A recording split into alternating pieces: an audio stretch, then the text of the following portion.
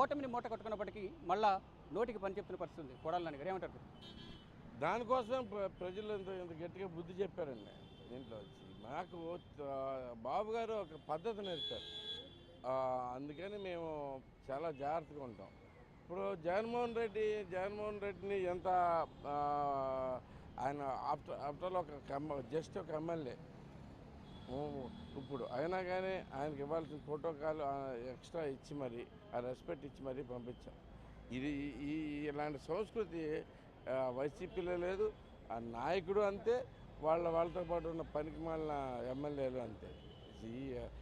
ఇతను నాని నోటి గురించి ఇంకా మనం మాట్లాడుకుంటాం అనవసరం. బేసికల్ ఒకటే చెప్తున్నాం, మళ్ళీ పిచ్చి మాటలు మాత్రం ఊరికినే పని లేదు.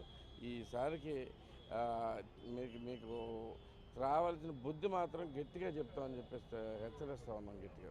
ఏపీలో వైసీపీ తమ పార్టీ కార్యాలయం అక్రమంగా సంవత్సరానికి 1000 రూపాయల అద్దెతో బిల్డింగులకు కడుతూ ఉన్నారు. ఇంట్రెస్ట్ అది రెంట్ అనేది, దానికి సంబంధించి కొంచెం వివాదం నెలకొంది. ఎక్కడికక్కడ వైసీపీ కార్యాలయం కూల్చేస్తున్న పరిస్థితి, దానిపై మీరే ఉంటారు?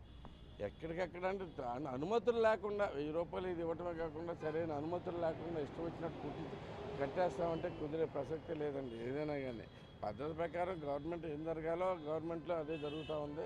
దానికి మేమే ప్రత్యేకంగా కక్షపూరితంగా ఎక్కడా వ్యవహరించట్లేదు. గన్నవరం ప్రజలకు మీరు ఏం చెప్పదలుచుకోండి? మీకు ఇంత బాజీ మెజార్టీ విజయం గుడివాడండి.